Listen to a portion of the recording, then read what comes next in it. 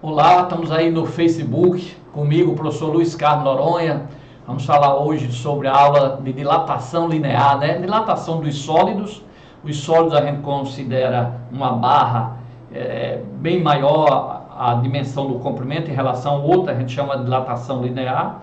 Quando a gente aquece uma barra, ela aumenta, tá? Uma chapa, uma área, né? Que você tem uma areazinha, você vai ter uma chapa, supor que isso aqui seja uma chapa metálica. Você aquece, ela vai aumentar a área, né, em 2 dimensões. E você pode ter um cubo também, né? Pronto, ó, esse cafezinho aqui tem lá, tem as 3 dimensões: comprimento, largura e altura. É a dilatação volumétrica. Se eu aquecer, ele vai aumentar, vai dilatar. Então, nós temos aqui a irmã Lindalva, ó, nossa santa aí, potiguar, né? Dependendo da sua fé, né? O que vale é cada um respeitar a dos outros e fazer o bem. Então, pessoal, nós temos 3 tipos que o sólido pode se dilatar. Ele pode se dilatar só uma dimensão linear, as 2 dimensões, uma área, tá certo? E 3 dimensões quando eu tenho, por exemplo, um paralelepípedo, um cubo que a gente aquece, que tem as 3 dimensões, ok? Então é isso que nós vamos estudar. O aquecimento, a dilatação de um corpo, quando nós aquecemos, ele se dilata em função do aumento da temperatura. Ok? Então, olha só, vamos para o nosso ficar pequenininho aqui, para a gente ver o nosso slide. Então, vamos lá. Dilatação dos sólidos. Quando um corpo sólido é aquecido, suas dimensões geralmente aumentam em virtude de suas moléculas ou átomos afastarem uns dos outros, como consequência da maior agitação térmica. Então, nós vimos que nós possuímos temperatura, é uma grandeza física intrínseca, ok? Da gente, tá certo? Então isso quer dizer o quê? Que a gente não possui calor. Calor a gente sente quando tem um corpo ao nosso lado, como uma fogueira, por exemplo, com temperaturas diferentes, ok? Então, nós temos a temperatura. É a agitação das moléculas. Então, se você pega, por exemplo, ou dos átomos, você pega um metal, né? Então o metal ali, uma barra metálica, ele é formada por átomos. Se você aquece, os átomos começam a vibrar mais em função dessa vibração maior, que aumenta a temperatura, porque ele está recebendo energia, né? Tá certo? Então, calor é uma forma de energia. Então, na hora que ele recebe calor, ele começa a se agitar mais e ele aumenta seu tamanho. Isso chama-se dilatação térmica. A gente disse um corpo que aumenta de tamanho devido a ter recebido energia, ter variado sua temperatura, a gente diz que é uma dilatação térmica. E nós vamos ver a dilatação térmica. Existem 3 dilatações: a linear, a superficial e a volumétrica. A linear, quando eu tenho só um comprimento muito grande, uma vara, né, bastante grande de comprimento e fina, então eu aqueço, eu só considero o aumento, a dilatação do comprimento. Né? Quando eu tenho uma chapa, a gente já tem as 2 dimensões que aumentam, é uma área. Se eu pego uma cerâmica, uma placa e aqueço, ela já aumenta o comprimento, a largura, né? Tá certo? É a dilatação superficial. E quando eu tenho um paralelepípedo que eu aqueço, ele aumenta as 3 dimensões, eu tenho dilatação volumétrica. Vamos estudar então a dilatação. Vamos considerar esse primeiro corpo, que ele tem uma dimensão de comprimento bem maior que as outras, dilatação linear. Botei aí na figura, ó. Observa aí a figura. Tá vendo a figura aí? Dilatação linear. Eu tenho aí o comprimento LO, comprimento inicial. Toda vez que a gente usar LO, vai ser o comprimento inicial. Ok, Nevinha? LO, comprimento inicial. L de comprimento, O de inicial. Como a gente usa lá no primeiro ano, espaço inicial, SO, tempo inicial, TO, tá? E eu vou aumentar a temperatura. Alguns livros chamam a temperatura de delta, variou a temperatura, mudou, a gente usa esse delta, né? Delta teta, tá? Outros usam delta, um deltazinho, usa delta T, usa temperatura com T mesmo de tempo, ok? Mas tanto faz, delta T ou delta teta. Se eu aquecer essa barra, a gente viu que ela vai aumentar de tamanho, ó. Ela vai aumentar de tamanho. Esse aumento a gente chama de dilatação, ok? Então, o comprimento final será L. Então, o que é que eu vou ter aí? O comprimento final, L, tá? vai ser o LO mais o que aumentou, o ΔL. Como é que eu acho esse ΔL? Está aqui a fórmula. Para achar ΔL, o que aumentou, eu vou pegar o comprimento inicial da barra, multiplicar pelo tipo de material que forma a barra, que a gente chamou aí de alfa, tá? É o coeficiente de dilatação, e pela variação de temperatura, de quantos graus aumentou, ok? Aí eu vou calcular exatamente a minha dilatação, ok? A minha dilatação. Então, turma, nós vamos ter assim a formulazinha de dilatação. O ΔT de temperatura, ou Δθ, vai ser a temperatura final menos a temperatura inicial. Alguns livros usam T, temperatura final, menos TO, ok? Então, esse alfa aí, ó, esse alfa é o coeficiente de dilatação linear. Cada material tem o seu. Por exemplo, se for uma barra de madeira, tem a dilatação vai ser uma. Se for uma barra de ferro, a dilatação vai ter outra. Então, cada barra tem o seu alfa. Isso é dado, tá? É o coeficiente de dilatação, ok? Então, como é que eu calculo que aumentou ΔL? ΔL, tá aí a formulazinha aí no Facebook, né, Luiz Carlos Noronha. A aula é pelo Facebook, Luiz Carlos Noronha. Depois eu vou gravar e coloco aí no blog, coloco aí no grupo para vocês, tá certo? Então, o que aumentou depende do comprimento inicial. Quanto maior a barra inicial, maior a dilatação. Depende de que seja a barra. Cada barra de material diferente vai ter um comprimento diferente. E depende de quantos graus aumentou, ok? A variação da temperatura. Beleza? Agora vamos ver uma coisa interessante. Vamos ver a unidade desse coeficiente de dilatação. Só para a gente saber, isso é sempre dado, mas é bom que a gente saiba como é que se chega à unidade. Ora, nós vimos que o comprimento é em metro, né? L, né? O ΔL, o que dilatou. O comprimento inicial é em metro. O alfa é o que eu quero. E a temperatura é graus Celsius. Então a unidade vai ser quem? Graus Celsius a menos 1, ok? Então, corta o metro ΔL com do L lá da fórmula, né? Voltando aqui a fórmula, ó. Voltando aqui a fórmula, deixa eu só apagar aqui, ó. Só para lembrar que isso dificilmente vai ser cobrado isso aqui, mas é bom que vocês saibam disso para outros assuntos também, ó. O comprimento em L, o comprimento ΔL em metro, corta com LO, que é metro. Mesma unidade, né? Se for quilômetro, é quilômetro. Então, metro com metro corta. Aí só sobra a alfa, que eu quero saber, e ΔT é temperatura. Então, a temperatura passa para o outro lado, fica graus Celsius. Ó, graus Celsius, 1 sobre graus Celsius. 1 sobre graus Celsius é graus Celsius elevado a menos 1. Então, essa é a unidade do coeficiente. Isso é dado esse valor e é dada a unidade.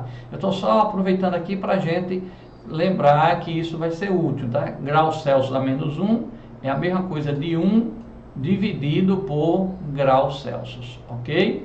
Então, graus Celsius a menos 1 é a mesma coisa de 1 dividido por graus Celsius. Se o coeficiente de dilatação linear for em Kelvin, vai ter o mesmo valor, tá? Se ele der em Kelvin ou em Celsius, a gente usa o mesmo valor. A gente viu aí que a escala Celsius, a escala Kelvin, elas são escalas centrígradas, né? Está em 100 divisões, ok? Vamos lembrar então, quem será o comprimento final da barra? Ora, se eu tinha a barra, o comprimento LO, e ela aumentou ΔL, então o comprimento final vai ser quem? O inicial, LO, mais o que aumentou. Lógico, eu tenho aqui uma barra, aí aqueço. Essa barra aumenta um pouquinho de tamanho. Quem vai ser o comprimento final? O inicial mais um pouquinho que aumentou. Então o comprimento final vai ser LO, que é o comprimento inicial, mais o ΔL, que é o que aumentou, ok? Mas lembrem-se que ΔL é quem? Que a gente botou essa fórmula, a gente tem que memorizar, faz parte do processo ensino-aprendizado, tá? ΔL é quem? LO, depende do material e depende do grau da temperatura, ΔT ou Δθ. Então, no lugar de ΔL, eu botei isso aqui, ó, LO, alfa, ΔT. Observe que eu tenho um LO aqui e tenho um LO aqui. A gente põe LO em evidência, o comprimento inicial. Aqui no lugar dele fica 1, e aqui desse aqui somo o LO desse daqui, fica só alfa, ΔT. Então, é uma outra maneira da fórmula aparecer. Comprimento final, LO, 1 mais alfa Δθ, ok? Então, Você escolhe aí como vai usar a sua formulazinha. Você pode fazer mesmo separado. O comprimento final vai ser o inicial, mas é o que aumentou. O que aumentou, eu tenho que me lembrar que é quem? L0 alfa delta T. Tá? É muito comum aparecer a outra fórmula aí. É simplesmente um rearranjo matemático. Ok? Vamos embora. Dilatação térmica, que a gente vai já fazer um exercíciozinho aí. Ó! Pessoal, as linhas de trem, quando colocam um trilho, e lá essa linha de trem vai ficar a céu aberto, vai pegar a temperatura maior, esse trilho se dilata. Então tem que deixar um espaço entre o trilho e o outro, porque se não deixar o espaço, quando aquecer, ele não tem para onde ir, ele vai entortar ou vai subir, ok? Então, ó, tá aqui, ó, num meio-dia, por exemplo, um sol quente, ó, aqui no sol quente, ó, quando eu estou aqui no sol, ó, aumentou tanto que ele dilatou, ó, e esse espaço que antes existia aqui não existe mais, ó, quase não existe mais o espaço. Então aquelas linhas de férrea, né, que vocês veem que o trem passa, existe essa separação quando ele faz entre um trilho e outro, já prevendo esse aquecimento, ok? Beleza? Então ele deixa esse espaço, tá? Ó, a mesma coisa ocorre em ponte. Quando a gente passa ali pela ponte, você vem, por exemplo, ali passando na ponte ali que liga para a Zona Norte, você vai ver lá na frente que você passa e sente em determinados horários, logo cedo, você sente que há um catombozinho, há um buracozinho a cada 50 metros, você sente que é um desnível. Exatamente por quê? Porque o asfalto ele tem que ficar a uma certa distância, porque se fizer a ponte toda pronta, quando aquecer ela vai empurrar e pode derrubar as colunas. Ela está segurando lá pelas colunas, então se você não deixar o espaçamento entre elas, ela vai empurrando. Como ela não tem para onde ir, pode ser que ela force essas colunas e a ponte venha a cair, ok? Então na ponte também tem esse espaço. Só aqui do trem também de novo, ó, voltando aqui o trem, ó, eu disse que quando coloca os trilhos do trem, deixa esse espaço, porque quando o sol aquece de meio-dia, ó, esse ferro, esse trilho, ele se dilata, então ele tem que ter espaço para dilatar aqui, tanto de um lado quanto do outro. Se ele não tiver esse espaço aí, ó, ele vai dilatar. Pronto, na cerâmica mesmo, na nossa casa. Às vezes o pedreiro faz, coloca a cerâmica junta, não coloca um espaço entre ela, ou deixa um certo material apropriado para imprensar esse material, que chama uma certa junta que usa, né, uma cola. Então, se você não usar a argamassa, essas coisas, a cerâmica junta uma com a outra, quando pegar o calor, ela sobe e quebra o piso, fica fofo, a cerâmica fica quebrada, ok? Então, tem que deixar esse espaço de uma cerâmica para outra devido ao aquecimento, tá? Olha aí, mais uma vez a ponte, a gente tem que deixar um espaço entre o concreto e o outro para dilatar, tá certo? E no trem também, aqui, ó, no trilho aqui, ó, botei aqui embaixo para vocês, tá? Juntas de dilatação. São pequenos espaços deixados entre peças adjacentes, vizinhas, com a intenção de permitir que elas dilatem livremente. Se não fossem as juntas em dias quentes, as peças poderiam tocar-se e entortarem, ok? Foi mais ou menos isso que eu falei. Olha aí, nosso primeiro exercíciozinho. Depois eu vou gravar essa aula e vou mandar aí para vocês, ok? Vamos fazer uma questãozinha aí do ITA. Lembrando que hoje nós estamos tendo aula comigo, o professor Luiz Carlos Noronha, sobre a parte de dilatação térmica, ok? Estamos falando da parte da dilatação linear, depois vamos para a superficial e para a volumétrica. Olha aqui o que ele colocou. O vidro Pirex apresenta maior resistência ao choque térmico do que o vidro comum. Por quê? Então, às vezes você coloca água quente num copo, ele quebra numa xícara.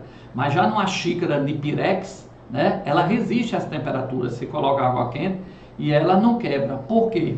Ora, é lógico que existe o vidro e existe o vidro Pirex. São vidros diferentes, então são materiais diferentes. São vidros preparados, né? Tá certo? O que é que acontece? Por que o vidro Pirex não quebra?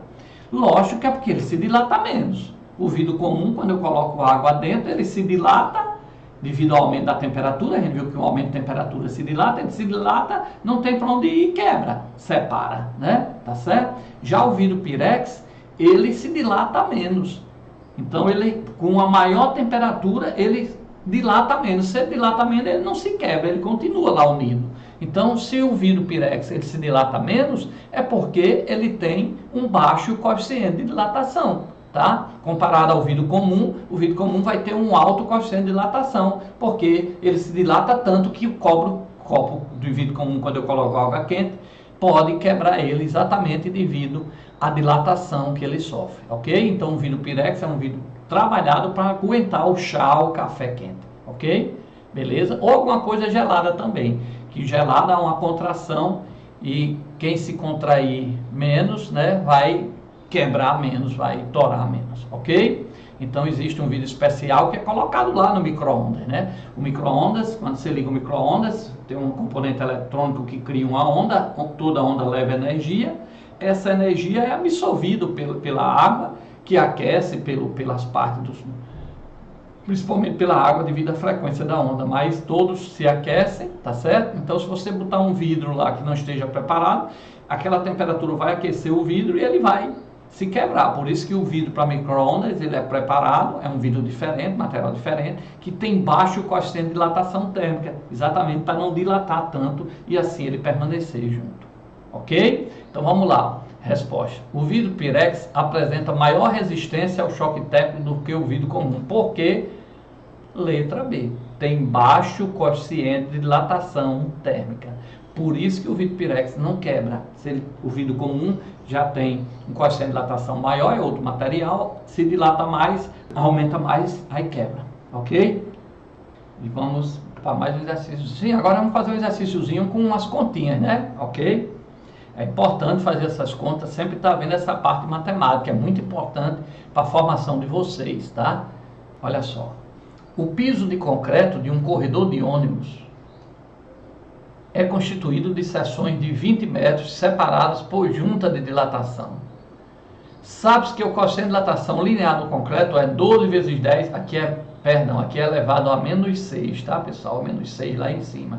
12 vezes 10 elevado a menos 6 graus Celsius a menos 1, né? Que é a unidade do coeficiente, a gente viu que é dado o coeficiente, a unidade dele é graus Celsius elevado a menos 1, ou seja, 1 dividido por graus Celsius. E que a variação de temperatura no local chega a 50 graus, então ele deu delta T ou delta teta, entre o inverno e o verão. Nessas condições, a variação máxima de comprimentos em metros, que uma dessas secções devido à dilatação térmica então, ele deu o coeficiente, tá certo, do material, ele deu o comprimento inicial, deu o ΔT, a variação de temperatura, e quer saber de quanto vai dilatar. Então, é só aplicação de fórmula. Ele pediu a variação máxima de dilatação, eu vou só achar o ΔL. Se ele tivesse pedido o comprimento final, eu ia achar o ΔL e depois somar com o comprimento inicial, que nesse caso aí era 20 metros, o tamanho. Tá? Aí eu tinha um comprimento final, mas ele pediu só a variação de comprimento, a dilatação. Então tá aí, ó. Qual é a fórmula da dilatação? ΔL. Nós vimos que ΔL depende de quem? Depende do LO, do comprimento inicial da barra, depende do material que é formado a barra e depende da variação de temperatura. No caso, ele disse que do verão para o inverno a variação é de 50 graus. Ele já deu a variação. Em algum exercício ele diz assim, a temperatura inicial é 10, a final é 60, aí você vai diminuir, 60 menos 10, 50, vai diminuir a temperatura final da inicial. Nesse caso ele já deu, ele disse que variou do verão para o inverno 50 graus, então ΔT 50. Então vamos lá, quem é o comprimento inicial? 20 metros, então eu coloco 20 no comprimento inicial. Quem é o coeficiente de dilatação? Isso aqui ele vai dar 12 vezes 10 a menos 6, ele deu. Vezes, quanto foi a variação de temperatura? 50. Pronto. Então, é só substituir os valores, ok? Observem que aqui é só conta para chegar a esse valor aí, tá? Você faz como quiser. Eu vou dar uma maneira, por exemplo, ó, 20, eu deixo o 12 quieto, tá? Vou deixar o 12 quieto, tá? 20 vezes 50 dá 1000. Então, eu deixei o 12 lá quietinho, ó, tá lá o 12, ó, né? 12, todo mundo sabe que a vírgula está aqui, é que a gente nunca coloca a vírgula, né? Mais 12, aí ó, 20 vezes 50 dá 1000, e eu tenho aqui 10 a menos 6, tá vendo? Ó? Aí eu tenho 12, 10 a menos 6, eu também não mexi, né? E 1000 é 10 e 3 0, né? Então 1000 é 10 e 3 0. mais 3. Tá certo? Então, ó, menos 6 com mais 3 vai dar menos 3. Então, vai ficar 12. Vou botar a vírgula, mas não precisa, só para lembrar. 12 vezes 10. Menos 6 com mais 3 deu menos 3. Então, vai ficar menos 3. Aí, eu ando a vírgula, ó, é menos 3. 12 eu ando a vírgula 3 casas. Tá aqui, andei, ó. Tava aqui a vírgula em 12, ó. Eu andei 3, ó. 1, 2, 3. Então, vai dar 0,012, ok? Então, 12 vezes 10 é menos 3, a vírgula estava aqui, eu andei 3 para a esquerda, que é menos 3, 1, 2, 3, então dá 0,012, ou 1,2 vezes 10 dá menos 2, se eu quisesse andar menos casa, né, porque estava 10, 12 vezes 10 a menos 3, eu andava só uma casa, dava 1,2, como dava 10 a menos 3, eu andei de 12 para 1,2, andei uma casa, menos 3 fica menos 2, ok? Bom, essas continhas aí vocês vão treinando, alguns já tem essa facilidade, quem não tem vai treinando, vai tirando dúvida, pergunta aqui no grupo comigo, pergunta no WhatsApp, pergunta, o meu WhatsApp todo mundo tem, 99820967, né? Olha lá direitinho e vê tudo isso daí, ok? Então nós fizemos aí mais uma questãozinha para vocês, ó. Deixa eu só aproveitar, turma, para lembrar aqui que nós temos nossas aulas, ó. Tá aí nossas aulas, ó. Os aulões do professor Luiz Carlos Noronha, tá certo? Sempre tem aula lá no meu Facebook. O Facebook é Luiz Carlos Noronha, tem mais de 5.000 acessos. Não tem como eu fazer amizade, você vai só me seguir, já tem mais de 3.000 seguindo. Cuidado que eu criei outro Facebook, que é Luiz Carlos Noronha e Souza, também já está com mais de 5.000, mas lá é Luiz Carlos Noronha e Souza. O que passa a aula é esse aí, Luiz Carlos Noronha. O meu zap vocês têm aí em sala de aula, 9982-0967, é o zap do professor, ok? Então você pode me mandar um alô, eu mando o meu cartão virtual, vai o meu cartão de apresentação, você só clica nele e com um toque já cai nas 1.000 aulas de todas as disciplinas, redação, matemática, física, português, geografia, tem todas as disciplinas aí para o ensino médio, ok? Mais de 1.000 aulas gratuitas. Então vai no meu blog, Prof. Luiz Carlos, Luiz com S, .blogspot.com, ok? Mas o meu zap aí todo mundo tem acesso, 99820967, dá um oi que eu mando o cartão virtual, você clica e já cai direto lá nos canais das aulas, são 2 canais com mais de 1.000 aulas, tem mais de 2.500.000 acessos, ok? Vamos voltar para mais um exercíciozinho. Cadê? Aqui. Tem mais um exercício aí, ó. Mais uma questão aqui, foi de concurso, de vestibular, está certo? Da ETEC. Quem viaja de carro ou de ônibus pode ver ao longo das estradas torres de transmissão de energia, tais como a figura. Aí ele botou aqui, ó. A gente vê aquelas torres, vocês já devem ter visto. Em algumas estradas a gente consegue ver isso. As torres, em vez de postes, né? Trazendo os fios, tem umas torres bem mais altas, tá certo? E tem os fios, ok? Então aqui são as linhas de transmissão. Pessoal, só para você ter uma ideia, na nossa casa, a gente vai estudar essa eletricidade, dizem que é 220 volts, na verdade não é, que é um alternando, tá? Ela vai de menos 300 e tanto, mais 300 e tanto, mas a gente diz que é 220. Então, para se ter uma ideia, usando esse mesmo raciocínio, né? Usa 220 didaticamente para fazer as contas, facilitar, se resolve.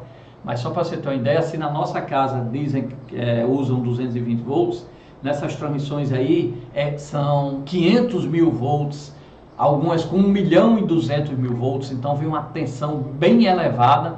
Exatamente depois a gente vai ver isso aí nas aulas de eletricidade, a gente comenta, porque precisa também de diminuir a corrente para não dar muito aquecimento naquele fio também, né? Tá certo? Então eleva-se muito a tensão para essa transmissão que vem, por exemplo, no caso de Natal, vem lá de Paulo Afonso da Bahia.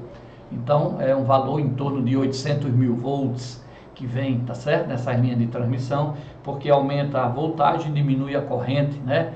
Então dá para vir em cabos menor, tem menos perdas de energia ao longo do tempo, ok? Que agora mesmo está perdendo energia, porque a corrente vem por um fio, transforma-se em calor, né? Então a gente paga a conta da nossa energia, mas esse desperdício também vem cobrado, a gente paga por tudo que sai de lá, e nem tudo chega aqui, uma parte se perde, mas a gente também é cobrado em função dessas perdas aí. O bom é se não tivesse essas perdas, que ficaria mais barato. Então, para diminuir essas perdas, eles colocam exatamente uma tensão maior, né? Com isso vem uma corrente menor, diminui a espessura do cabo, beleza? E diminuir essas perdas aí por uma alta corrente. Se a corrente fosse maior, ia aquecer mais o condutor, né?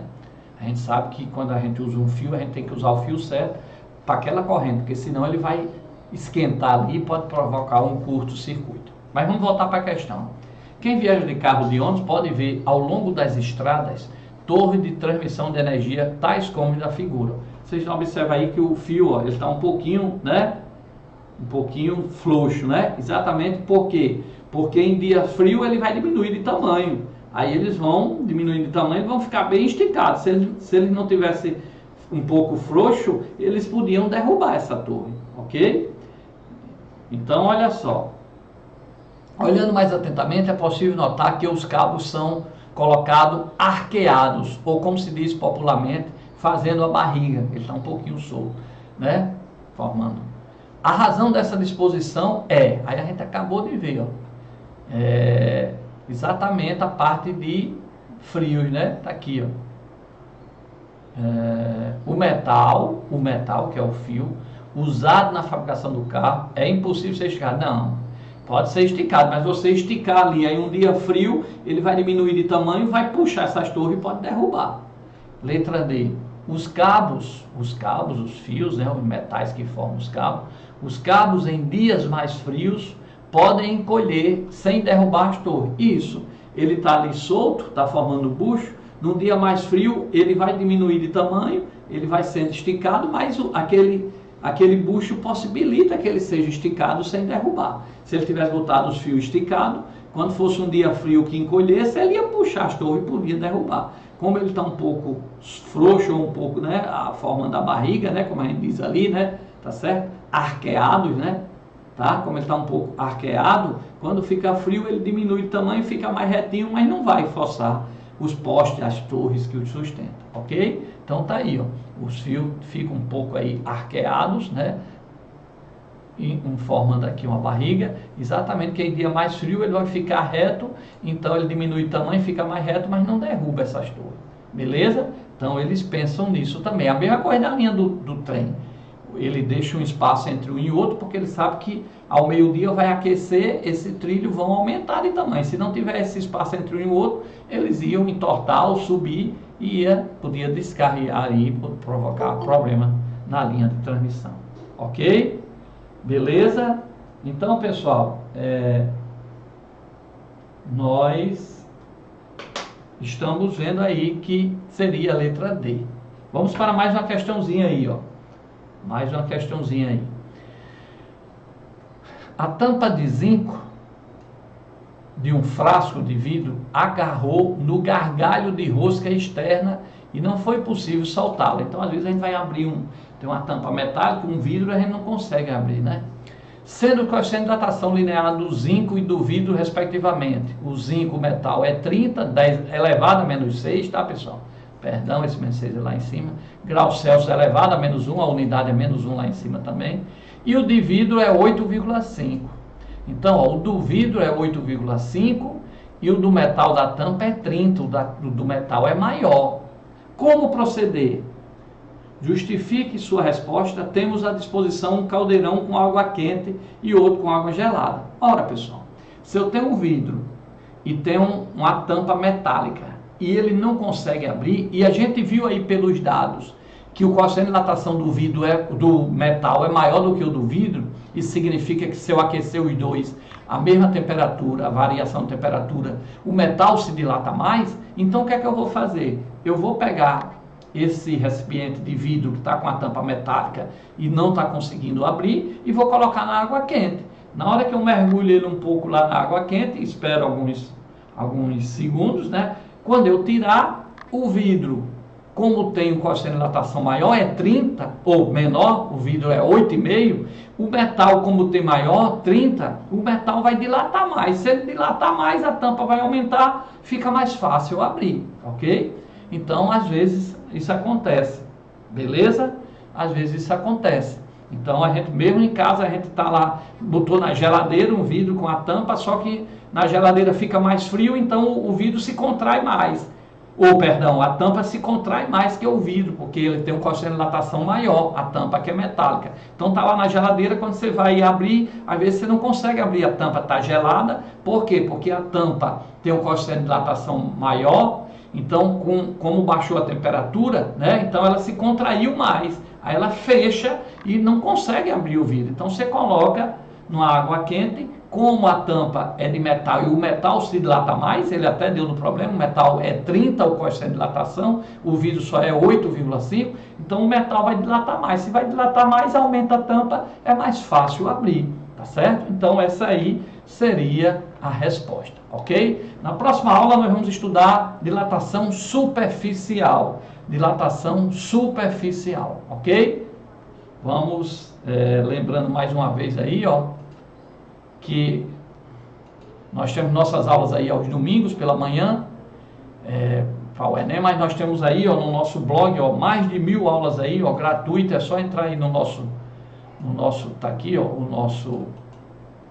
nosso zap do professor, 9920967, dá um alô para mim que eu mando para vocês um cartão digital, você aperta e já cai direto nas mais de 1000 aulas lá que a gente tem, tá certo? Há anos aí, gratuito no blog do professor Luiz Carlos Noronha, ok? For lá no blog, você abre no canal do lado direito, tem 2 canais de aula. Se pedir aí pelo zap, além de receber o material da aula, eu mando para vocês um cartão virtual, você clica e já cai direto em mais de 1000 aulas gratuitas, matemática para concurso, matemática básica, aquela matemática do primeiro grau, a matemática do ensino médio, física, química, redação, biologia, todas as disciplinas, ok? Nós vamos encerrando aqui com vocês e até o próximo encontro aí, se Deus quiser, beleza? Um abraço a todos e fiquem com Deus.